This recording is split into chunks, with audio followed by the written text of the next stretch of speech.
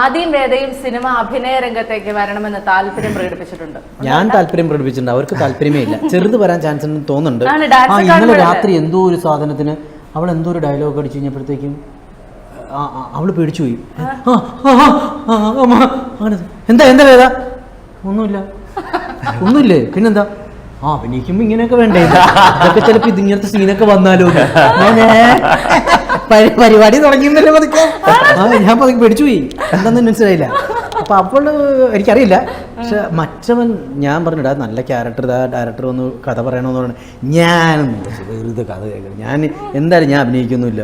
ഞാൻ എന്റെ മനസ്സിൽ വൃത്തികെട്ടവൻ, നിന്റെയൊക്കെ പ്രായത്തിൽ എനിക്ക് എന്തെങ്കിലും ഒരു വേഷം കിട്ടാൻ വേണ്ടി ഞാനൊക്കെ പാടുപെട്ട് കിടക്കണം. എന്തായാലും മോനെ അഭിനയിക്കടാ, വേണ്ട ഞാൻ ഡയറക്ട് ചെയ്തോളാം. അവര് ഡയറക്ഷൻ, എഡിറ്റിംഗ്, സിനിമാറ്റോഗ്രാഫി, ഇതാണ് പുള്ളിയുടെ മെയിൻ പരിപാടി. സരിത ചേച്ചിയോട് എപ്പോഴെങ്കിലും ഒരു സിനിമയിൽ അഭിനയിക്കാനായിട്ട് ചേട്ടൻ റിക്വസ്റ്റ് ചെയ്തിട്ടുണ്ടോ? ഞാൻ ചോദിച്ചിട്ടുണ്ടല്ലോ.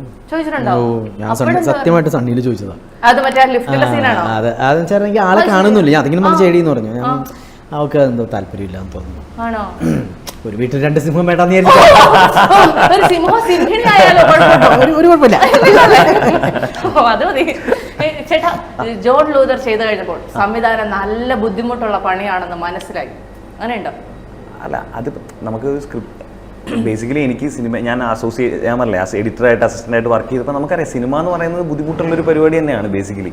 അപ്പോൾ എന്നെ സംബന്ധിച്ച് എനിക്ക് ഏറ്റവും ബുദ്ധിമുട്ട് സാധാരണ ഒരു സിനിമ ഷൂട്ട് ചെയ്യാന്ന് പറഞ്ഞാൽ തന്നെ ഭയങ്കര ബുദ്ധിമുട്ടാണ്.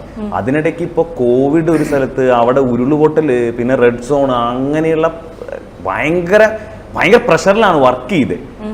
ബുദ്ധിമുട്ടാണ്, ബുദ്ധിമുട്ടില്ലാത്ത ഒന്നും ഇല്ല എന്നാണ് ഞാൻ വിശ്വസിക്കുന്നത്. ഞങ്ങളുടെ സിനിമ ഫീൽഡ് അഭിനയമാണെങ്കിലും എല്ലാം തന്നെ ബുദ്ധിമുട്ടാണ്. അത് നമ്മൾ എൻജോയ് ചെയ്യുക, നമ്മൾ ഏറ്റവും കൂടുതൽ അതിനകത്ത് ആത്മാർത്ഥമായിട്ട് വിശ്വസിച്ച് നമ്മളെ അതാണ് അതിനെ ബുദ്ധിമുട്ടായിട്ട് കണ്ടാൽ ബുദ്ധിമുട്ടാണ്. പക്ഷെ നേരെ മറിച്ച് നമ്മളൊരു പാഷൻ ആകുമ്പോഴത്തേക്കും നമ്മൾ ഈ വരുന്ന ബുദ്ധിമുട്ടുകളെ വരെ നമ്മൾ ഈ പറഞ്ഞ പോലെ എൻജോയ് ചെയ്ത് തുടങ്ങും. ഒരു ഡയറക്ടറെ ഏറ്റവും ആദ്യം പഠിക്കേണ്ടത് മാനേജ്മെന്റ് ആണ്. അതവനുണ്ടെന്നാണ് എനിക്ക് തോന്നുന്നത്. കാരണം ഇത്രയും പേരെ കൊണ്ടു നടക്കണ്ടേ. ഇയാൾ സ്ട്രെസ്ഡ് അപ്പ് ആയി പോയി കഴിഞ്ഞിട്ടുണ്ടെങ്കിൽ ഇയാളുടെ അംബ്രല്ലയുടെ താഴെയല്ല എല്ലാവരും നിൽക്കണേ.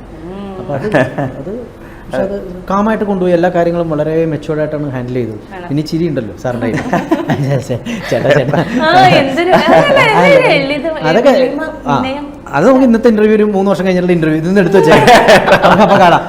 സിനിമ എന്ന് പറയുന്നത് ജയസൂര്യ അത് കുഴപ്പമില്ല. പക്ഷെ എനിക്ക് അല്ല അതൊക്കെ പറയണം.